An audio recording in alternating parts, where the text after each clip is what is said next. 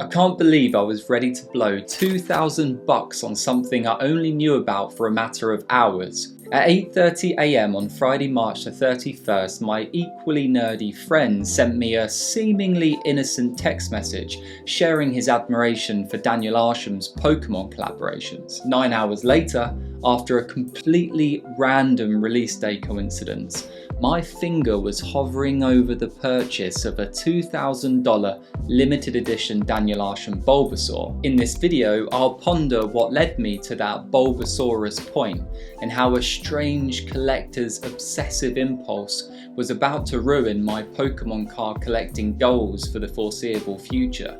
Why can't I behave?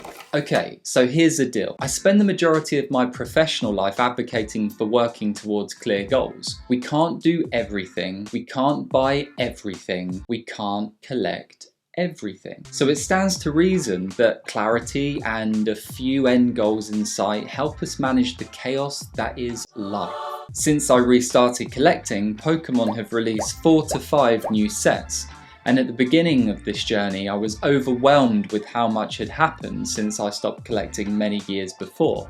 I felt the need to learn it all, to understand it all, to catch them all. But the reality of this catch-all compulsion very quickly came into view. I needed goals. I needed to take the sting out of bad decision making. I needed to stop with bad decision making. I'll show you some of those bad decisions that are back there on my shelf a bit later. Before I give evidence of my pre-goal distracted purchases, let me fill you in on my Pokemon card collecting goals as of right now, just to set some context for this whole thing. In 2 words, Watsy, that's not a word, and Munk, that's a name. What that beautiful combination of sounds immediately translates into are 5 purchasing goals.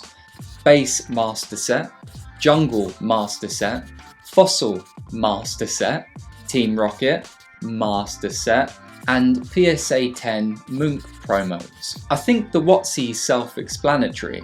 Start from the beginning, blah blah blah. But why the monks, I sense you asking, across time, space and everything else in between? Surely someone just getting back into the hobby should be more modest, less frivolous, and stay in their place. Perhaps you're right, imaginary aggressive critic of Harrison's decisions, but I also advocate for stretch goals in my professional life.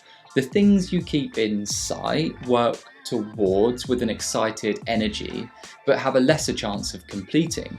But if you do, oh mama. This is me being consistent in my goal-based philosophies, and it's a little bit of optimistic indulgence. More of Munk another time. Back to Daniel. Daniel Arsham had been on my radar before I knew much about his relationship with the Pokémon company.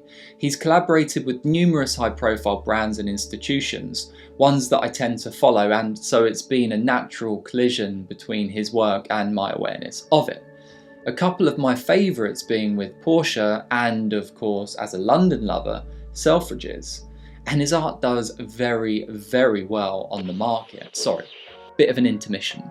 I just have to briefly show you this project Arsham worked on with Porsche, connecting 2 of my favourite design things, the 1955 Porsche Speedster and Japanese wabi-sabi philosophy. Don't worry, I'm not going to go into the details, but I will leave the link to this project in the description for you to have a deeper dive. I promise it's definitely worth it. Okay, so after my friend's message, I was genuinely excited to read more about the collaborations between Arsham and the Pokémon company. What followed was an hour or 3 of thumb-tapping 21st century discovery, and no discovery found more impressive and exciting than A Ripple in Time, a 2022 fine art collaboration in Tokyo that led to a multidiscipline extravaganza of art and Pokemon celebration. Statues, sculptures, and even an animated short film going by the same name. that featured a lot of Arsham related shizzle. I guess Arsham's work with the Pokemon company shouldn't be a surprise. Like me, and probably you, he's a fan. As I delved deeper and deeper and deeper, I noticed this on Arsham's Instagram. As you guys know, I've been working with Pokemon company out of Tokyo for the past couple of years. And this is the latest release of the editions in collaboration with them. So I used the original file that they sent me for the Bulbasaur to resculpt this. And by complete chance, it was being released that day.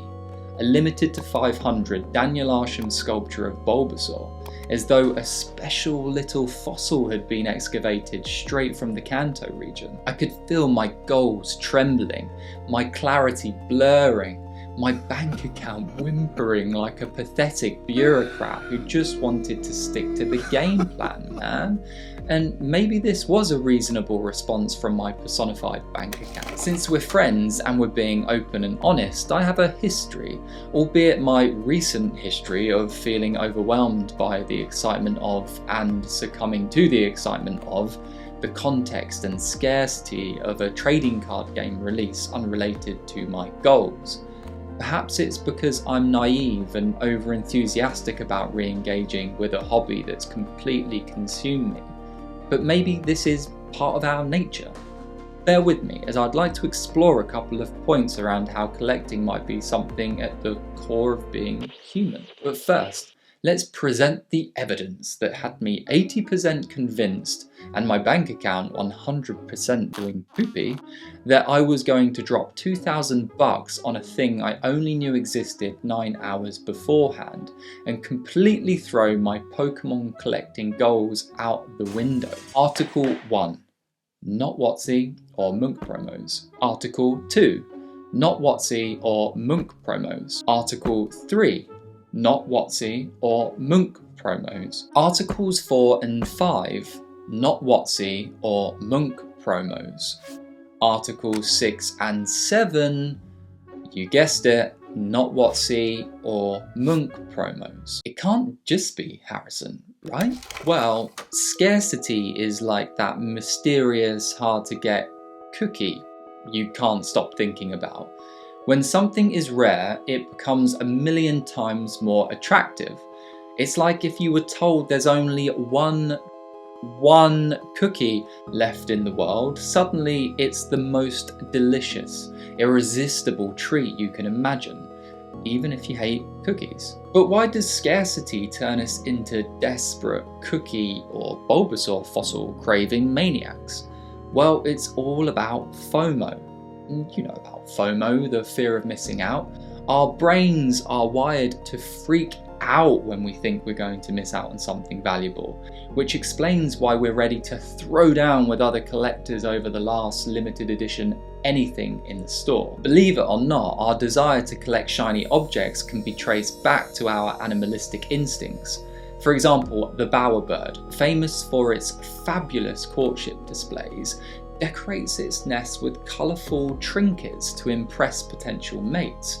Turns out we're not so different from our feathery friends. By amassing rare and valuable items, we're essentially showing off our resourcefulness, our taste, and our dedication, qualities that are sure to make us stand out in the wild world of human society and courtship. So although I was behaving strangely similar to a bowerbird on March 31st, I did not submit to my animalistic and highly distractible nature.